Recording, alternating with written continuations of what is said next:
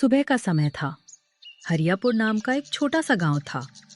चारों तरफ खेत, कच्चे घर और बीच में एक छोटा सा मंदिर था।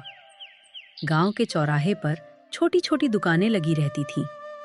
इसी गांव में एक मेहनती युवक रहता था जिसका नाम था मोहनलाल। वो रोज सुबह उठकर अपने चने कुलचे का छोटा सा ठेला लगाता था। अरे आज तो कुलचे बहुत बढ़िया बने हैं। भगवान करे आज अच्छी बिक्री हो जाए।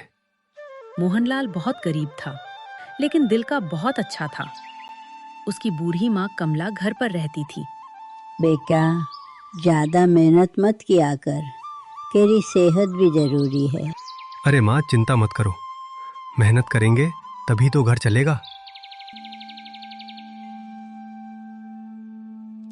गांव में मोहनलाल का एक दोस्त भी था जिसका नाम था धनराज। अरे मोहनलाल, आज फिर कुलचे की खुशबू पूरे गांव में फैल रही है।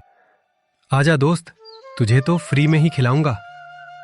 सब कुछ ठीक चल रहा था, लेकिन उसी दिन गांव में एक ऐसा आदमी आने वाला था जो पूरे गांव की जिंदगी बदलने वाला था। दोपहर के समय गांव के रास्ते से एक लंबी दाढ़ी वाला आदमी आया। उसके कपड़े भगवा रंग के थे और हाथ में एक बड़ा सा कमंडल था।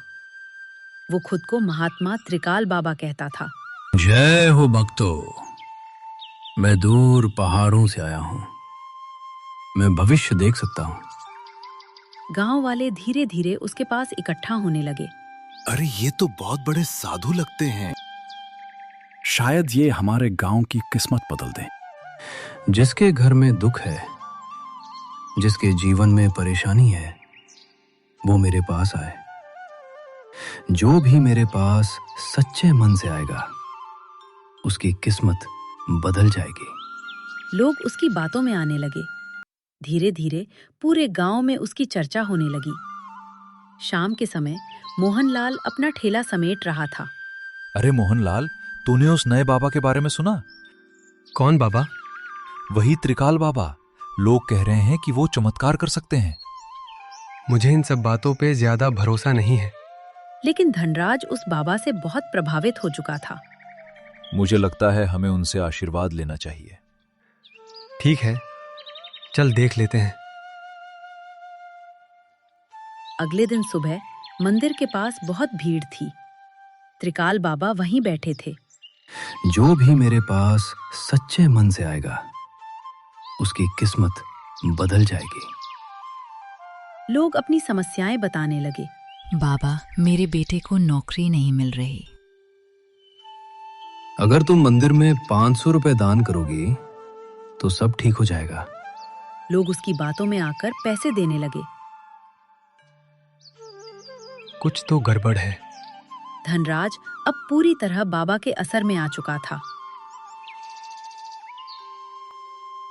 मोहनलाल, बाबा ने कहा है कि अगर हम उन्हें 2000 रुपए दें तो हमारा व्यापार बहुत बढ़ जाएगा। क्या? 2000 रुपए? हाँ, ये निवेश है। मुझे लगता है ये बाबा असली नहीं है। लेकिन धनराज उसकी बात मानने को तैयार नहीं था।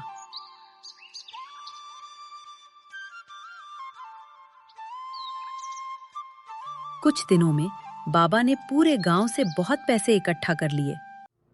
एक रात मोहनलाल पानी लेने कुएं की तरफ जा रहा था। तभी उसने देखा बाबा मंदिर के पीछे किसी अजनबी आदमी से बात कर रहा था। कल रात हम सारे पैसे लेकर यहाँ से भाग जाएंगे। मोहनलाल ये सुनकर दंग रह गया। तो ये सच में ढोंगी है। अब मोहनलाल को समझ नहीं आ रहा था कि वो क्या करे। मोहनलाल का दिल जोर जोर से धड़कने लगा। मोहनलाल समझ गया कि अगर उसने कुछ नहीं किया तो पूरा गांव लूट जाएगा। हे भगवान, ये सच में लोगों को ठग रहे हैं। मुझे किसी तरह सबको सच बताना होगा। सुबह होते ही मोहनलाल अपने दोस्त धनराज के पास गया। धनराज, मुझे तुमसे जरूरी बात करनी है। क्या हुआ? आज बाबा से आशीर्वाद लेने चलेंगे? धनराज, वो बाबा असली नहीं है। क्या? तू बाबा के बारे में ऐसा कैसे बोल सकता है? कल रात मैंने खुद सुना। वो किसी आदमी से कह रहे थे कि वो पैसे लेकर भाग जाएंगे। बस करो मोहनलाल, मुझे लगता है तुम बाबा से जलते हो। धनराज ने मोहनलाल की बात मानने से साफ इनकार कर दिया। काश तुम मेरी बात समझ पाते।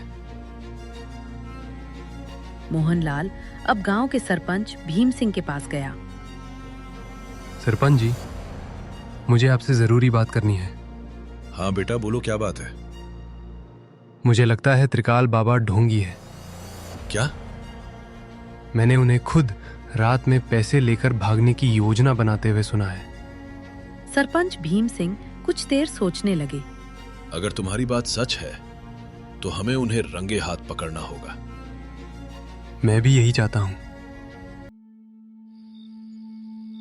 उस रात सरपंच और कुछ गांव वाले चुपचाप मंदिर के पास छिप गए। सब लोग इंतजार कर रहे थे। देखते हैं आज सच क्या है। आधी रात हुई, तभी त्रिकाल बाबा धीरे धीरे मंदिर से बाहर आए। उनके हाथ में एक बड़ा थैला था। जल्दी चलो, कोई देख ना ले। थैले में गांव वालों के दिए हुए पैसे थे। जैसे ही बाबा और उनका साथी भागने लगे, रुको। अचानक कई गांव वाले सामने आ गए। तुम लोग यहाँ? अब तुम्हारा सच सबके सामने आ चुका है। गांव वाले बहुत गुस्से में थे। तूने हमें धोखा दिया। हमारे पैसे वापस कर। मुझे माफ कर दो, मुझसे गलती हो गई। गांव वालों ने बाबा का थैला खोल कर देखा। उसमें हजारों रुपए थे। तू साधु नहीं, ढोंगी है। सरपंच ने तुरंत गांव के चौकीदार को बुलाया। ढोंगी बाबा और उसके साथी को पकड़कर पुलिस के हवाले कर दिया गया। अच्छा हुआ मोहनलाल ने सच बता दिया। मुझे माफ कर दो, मैंने तुम्हारी बात नहीं मानी। कोई बात नहीं दोस्त, गलती तो इंसान से ही होती है। अब पूरे गांव को समझ आ चुका था कि अंधविश्वास कितना खतरनाक हो सकता है। लेकिन कहानी अभी खत्म नहीं हुई थी, क्योंकि इस घटना के बाद मोहनलाल की जिंदगी में एक बड़ा बदलाव आने वाला था।